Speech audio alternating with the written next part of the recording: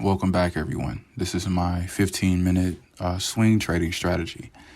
It's no longer a scalping strategy. I've been quite busy, so I just made a swing trading strategy, and I've been using this for a couple of months. I just haven't gotten around to post it because I've been quite busy. But I'm making a video now, and it's out there, and everyone can profit from it. So I use this strategy on two specific pairs, that is Euro USD and USD JPY. Those are personally my favorite pairs that I like to trade, which is why I make strategies around those specific pairs, just because that's what I like to trade. Now, if some of you other guys like to trade other pairs, go right ahead. You can kind of tweak my strategy to trade those. My strategy works the best with trendy pairs. It doesn't work too good in consolidation zones, which is why I've been working on a strategy that works in more ranging markets and stuff like that, that you can put together and you can switch on and off depending on the market type. That's what I've been working on for these. Now, Euro USD performed at a 75% win rate, and USD JPY performed at a 80% weight. Either way, they're both profitable. Going over in this video, I will be giving you the settings, just how to use it, and using this strategy and using most of my strategies, you do need to know how to do support and resistance, chart reading, because I do form stop losses and take profits sometimes off of support and resistance. So that is a good thing to know if you're going to be using this strategy.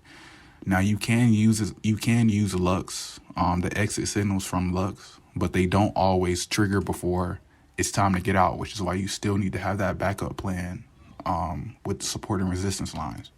Now, getting into some examples, we have a strong signal here.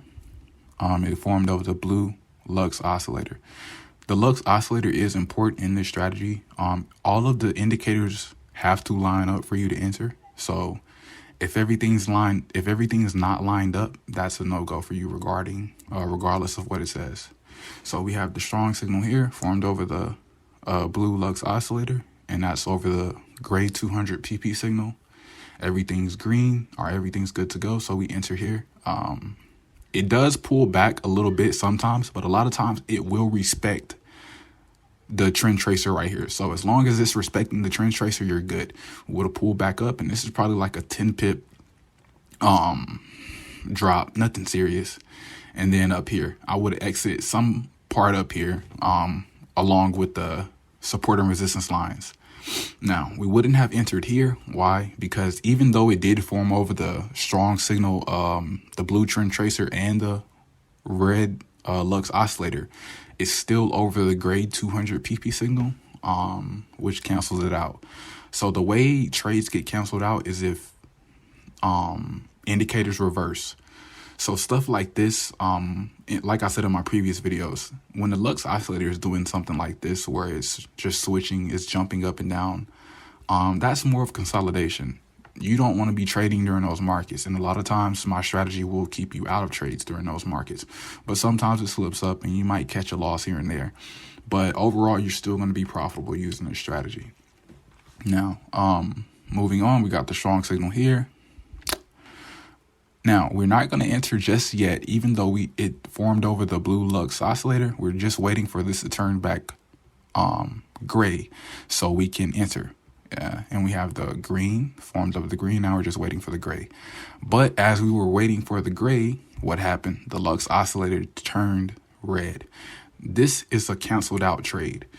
I usually don't trade stuff like this, especially when the LUX oscillator is looking the way it is. A lot of times I'll wait for the LUX oscillator to do a full reversal and this term come up, come back down, and then I'll enter again just to be safe. But that's all just depending on the research that you do. So next trade right here, we have a strong signal formed over the green trend tracer. So now we're just going to wait for this trend tracer to turn blue, which it did right here. It formed over the purple PP signal, and now it's over the red LUX oscillator. So we're going to enter here after the signal closes. So not here, but here. And LUX told us to exit right here. And we'll just see how much this is. I actually got in this trade And I think it's about 20 pips. We got in here. Okay, nope, it's about 35. Yep, 35 pips from that. We wouldn't have entered this trade because it's still over the PP signal, which is purple, not lined up. We wouldn't have entered that trade. And here, strong signal over the gray PP signal. That's perfectly okay. We're just gonna wait for everything lined up. Gray turns to purple and the green turns to blue. It's over the red oscillator. Would have entered here, and let's see when Lux got us out. Okay, about 15 pips, easy, cool. So, pretty simple strategy. As long as you know the basics and know how to draw support and resistance lines for your stop loss and take profits when Lux doesn't send you the exit signal, you'll be just fine. And like I said, I do use it on USD JPY. I'm not going to back test this in front of you. I recommend everyone to back test my strategy right after and tell me how it goes in the comments. All of my strategies I do back test myself, but I know people feel free to back test it yourself and go over. It's pretty simple strategy. And now for the indicators and settings. On this part, pay close attention because the LUX oscillator uses the source from this indicator. I don't use this indicator in general. I use it for the LUX oscillator. So just pay attention in this section and everything will go just fine. So first indicator is the PP signal slope directional line 2.0. Now this is connected to the LUX oscillator. So whatever this setting is, this is what this will correspond to. So just for an example, if I change this to 50, the LUX oscillator changes because I've connected these two indicators. So make sure if you are going to change my strategy a little bit, make sure you keep that in mind when you're editing the strategy. So back period is on 75 and price is on close. That's it for this indicator. Next one, the PP signal slope directional line scalp. This is just the regular one, not the 2.0. The 2.0 does a bit different, so make sure you get the 2.0 and the regular one. Inputs is at 202. And I do have the alerts for this indicator. It doesn't give you the alerts on the price. If you need the one with the alerts, I have the source code. Just email me and I'll send you over the one with the alerts.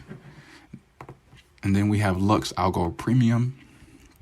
Signal mode confirm. Signal sensitivities is 15. Trend tracer, that's the only one I need.